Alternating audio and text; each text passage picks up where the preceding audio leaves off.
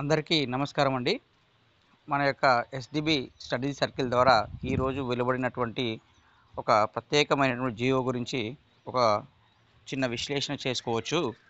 అందులో భాగంగా మనకు ఇంటర్మీడియట్ లెవెల్‌లో ఒక 3 కాలేజీల్లో మనకు స్పెషల్ ఎడ్యుకేషన్ సంబంధించినటువంటి అంటే దివ్యాంగ విద్యార్థులకు ఇంటర్మీడియట్ కోర్సులు ప్రత్యేకంగా ప్రవేశపెట్టడం ఒక పైలట్ ప్రాజెక్ట్‌గా జరుగుతుంది. దీని గురించి ఒకసారి చూసుకున్నట్లయితే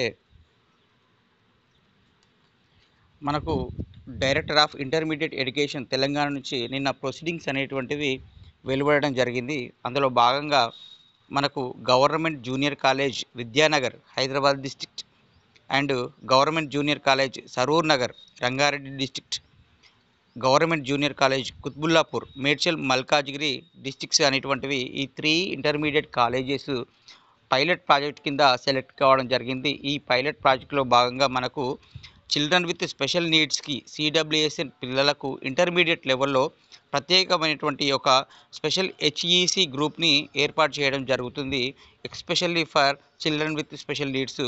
ఇందులో హిస్టరీ, ఎకనామిక్స్ అండ్ కామర్స్ అనేటువంటి గ్రూపుల ద్వారా ఈ 2025-26 అకాడమిక్ ఇయర్కి సెషన్స్ స్టార్ట్ చేయడం జరుగుతుందని తెలియజేశారు. అలాగే వారికి there are also directed to hire one guest faculty in each history, civics and economics and hour basis at the rate 390 per hour prescribed procedures అనేటువంటి విషయాన్ని ఇక్కడ పెట్టుకోవడం జరిగింది. హవర్ బేస్డ్ పర్ అవర్ క్లాస్కి 390 రూపీస్ తోటి గెస్ట్ ఫ్యాకల్టీని వారు recruitment చేసుకోవడం జరుగుతుందనే విషయాన్ని చూసుకోవచ్చు.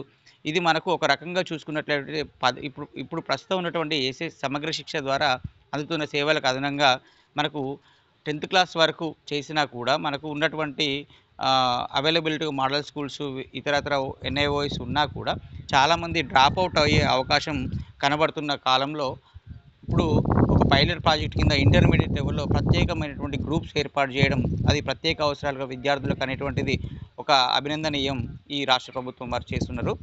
అలాగే ఈ పైలట్ ప్రాజెక్టు విజయవంతమయ్యి ఇది అన్ని మండలాలకు, ప్రతి మండల కేంద్రంలో ఒక జూనియర్ కాలేజ్ ఉంది కాబట్టి ప్రతి మండల కేంద్రానికి కూడా ఇటువంటి ప్రత్యేకమైన కోర్సులు, దీంతో పాటుగా వొకేషనల్ కోర్సులు కూడా డెవలప్ చేయడం వల్ల డ్రాప్అవుట్ 10వ తరగతి తర్వాత డ్రాప్అవుట్ అవకాశాలు తగ్గి విద్యార్థులు వారి యొక్క విజయ అవకాశాల కోసం తన యొక్క ఇంటర్ విద్యను కొనసాగించే అవకాశంగా ఉండే సందర్భంగా మనం దీన్ని ఆలోచించుకోవచ్చు. అలాగే చూసుకున్నట్లయితే మనకి ఇక్కడ ఒకటి గమనించుకోవచ్చు, ఇక్కడ గెస్ట్ ఫ్యాకల్టీ హెచ్ఈసికి సంబంధించినటువంటి హిస్టరీ, సివిక్స్, ఎకనామిక్స్ గెస్ట్ ఫ్యాకల్టీగా పొందుపరుస్తున్నారంటే మనకి ఇది పీజీ లెవెల్లో పీజీటీస్ కిందికి రావడం జరుగుతుంది. వారు పీజీ ప్రొఫెషనల్స్ కన్సర్న్ సబ్జెక్ట్ ఉండే అవకాశం ఉండొచ్చు.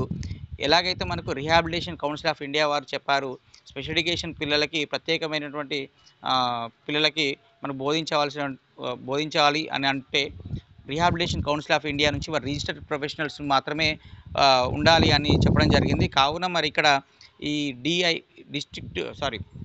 Director of intermediate education Telangana వారికి ఒక మెమోరాండం మన స్పెషల్ ఎడ్యుకేషన్ మిత్రులు ఇస్తే కొద్దిగా వారు ఆలోచించే అవకాశం ఉంటుంది. ఎందుకంటే ప్రకటించి రిక్రూట్మెంట్ తీసుకున్న తర్వాత మనం ఇతరులు వెళితే దానికి కొద్దిగా అప్లికేషన్స్ రావచ్చు. కావున దీనికన్నా ఇప్పుడే తీసుకుంటున్నారు కాబట్టి ఈ పిల్లలకు ప్రత్యేకమైన బోధన చేయాలంటే రిహాబిలిటేషన్ కౌన్సిల్ ఆఫ్ ఇండియాలో నమోదు చేసుకున్న వారు మాత్రమే బోధనకు అర్హులని ఆర్సీఐ కూడా స్పష్టంగా చెప్పింది. కావున మిత్రులు ఒకసారి డిఐఓని కన్సల్ట్ కావడం ద్వారా కొన్ని ఉద్యోగ అవకాశాలు పొందే అవకాశం ఉంటుంది. తద్వారా పైలట్ ప్రాజెక్ట్ సక్సెస్ అయ్యి ప్రతి మండలంలో రావడం ద్వారా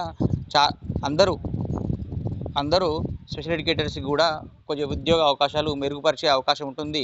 ఎలాగైతే ఇప్పుడు స్కూల్ ఎడ్యుకేషన్ తరఫున మనకు ఎస్జిటిస్, ఎస్సిఎస్ వచ్చారో ఇంటర్మీడియట్ ఎడ్యుకేషన్లో కూడా మనకు పీజీటీసీ వచ్చే అవకాశం ఉంటుంది. తద్వారా నెక్స్ట్ ఇంటిగ్రేటెడ్ రెసిడెన్షియల్ స్కూల్స్లో కూడా స్పెషల్ ఎడ్యుకేషన్ పోస్టులు కూడా ఈ విధంగా మనం క్రియేట్ చేసుకునే అవకాశం ఉంటుంది. ఒక చిన్న ప్రొసీడింగ్ ద్వారా మనము రాబోయే కాలాన్ని నిర్మించుకోవచ్చు అనేటువంటి విషయాన్ని ఇక్కడ గుర్తుంచుకోవాలి.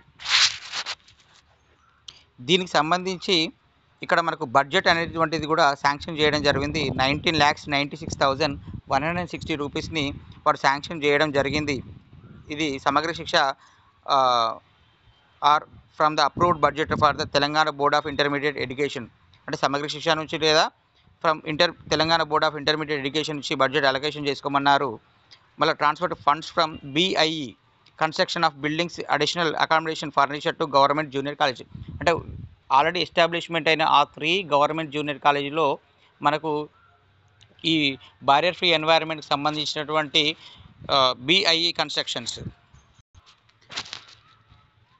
బారియర్ ఫ్రీ ఎన్వైరన్మెంట్కి అనుగుణంగా బ్యాలెన్స్డ్ ఇంక్లూజివ్ ఎడ్యుకేషన్ని దానికి సంబంధించినటువంటి కన్స్ట్రక్షన్స్ని, బిల్డింగ్స్ని, అడిషనల్ అకామిడేషన్స్ని, ఫర్నిచర్స్ని కూడా ఈ యొక్క ఎస్టాబ్లిష్మెంట్ అయినటువంటి ఇన్స్టిట్యూషన్స్కి త్వరగా చేసుకోవాలని వారు ఈ బడ్జెట్ అనేటువంటి 19,96,000 ఆల్మోస్ట్ 20 lakhs బడ్జెట్ అనేటువంటిది ఓన్లీ ఇన్ఫ్రాస్ట్రక్చర్ కోసం వారు చేయడం జరిగింది. దీంట్లోనే మనకు ప్రస్తుతానికి టెంపరీ బేసిస్ మీద హవర్ బేస్డ్ మీద గెస్ట్ ఫ్యాకల్టీ అనేది తీసుకోవడం జరుగుతుంది. ఈ హెచ్ఈసి గ్రూపు సంబంధించినటువంటి దాదాపుగా వేరే కాలేజీలో కూడా నార్మల్ స్ట్రీమ్స్కి ఎలా అయితే బోధనకు క్వాలిఫికేషన్స్ ఉన్నాయో డిజైర్డ్ క్వాలిఫికేషన్స్ కూడా అవే ఉంటాయని ఒకసారి గుర్తుంచుకోవచ్చు.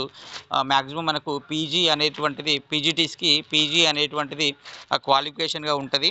ప్లస్ వచ్చేసి ఇక్కడ మనకు ఎవరైతే స్పెషల్ ఎడ్యుకేషన్స్లో స్ట్రీమ్లో పీజీ చేసి కన్సర్న్ సబ్జెక్ట్ ఉన్నాయో వారు బీఎడ్లో కూడా స్పెషల్ ఎడ్యుకేషన్ కన్సర్న్ ఏదైనా ఒక స్పెషల్ ఎడ్యుకేషన్లో బీఎడ్ చేసినట్లయితే వారు రీహాబిలిటేషన్ ప్రొఫెషనల్స్గా ఉండడం జరుగుతుంది. వారికి మాత్రమే ప్రాధాన్యత ఇచ్చేటట్టుగా ఈ యొక్క డైరెక్టర్ ఆఫ్ ఇంటర్మీడియట్ బోర్డు, ఓకేనా, డైరెక్టర్ ఆఫ్ ఇంటర్మీడియట్ ఎడ్యుకేషన్ బోర్డుకి ఒక వినతి పత్రం ఇవ్వడం ద్వారా మిత్రులకు కూడా ఉపాధి అవకాశాలు మెరుగయ్యే అవకాశం ఉంటుందని మన యొక్క ఎస్డిపి ద్వారా మీకు తమరికి తెలియజేస్తున్నాను. కావున ఆలోచించగలరు. అలాగే ఇక్కడ పైలట్ ప్రాజెక్ట్లో భాగంగా special HEC group for different abled physically challenged students అని సిడబ్ల్యూఎస్ అని ఇచ్చారు. ఓన్లీ ఫిజికల్ ఛాలెంజ్డ్ అయినా మనకు వివిధ రకాలమైన కేటగిరీస్ ఉన్నాయి. కనీసం ఇంటెలెక్చువల్ డిజేబిలిటీ సంబంధించి 10th క్లాస్ అయిపోయిన తర్వాత మనకు స్లో లెర్నర్స్ కానీ మైల్డ్ ఇంటెలెక్చువల్ డిజేబిలిటీస్ కండిషన్స్ కానీ వీరిని కూడా దాంట్లో అడ్మిషన్ వచ్చే విధంగా మనం మాట్లాడినట్లయితే పిల్లలు కూడా కొద్దిగా ఎంతో కొంత వారి జీవితంలో పైకి వచ్చే అవకాశం ఉంటుందని తెలియజేస్తున్నాను. అదేవిధంగా వారి కోసం మన స్పెషల్ ఎడ్యుకేషన్ స్ట్రీమ్లో ఉన్న వారి మాత్రమే వారికి బోధనా ప్రక్రియలో పొందుపరిస్తే వారికి అర్థవంతమైనటువంటి బోధనను కూడా కొనసాగే అవకాశం ఉంటుంది. మనకు ఉపాధి అవకాశాలు కూడా మెరుగయ్యే అవకాశాలు ఉంటాయని మీకు తెలియజేస్తున్నాను. Thank you.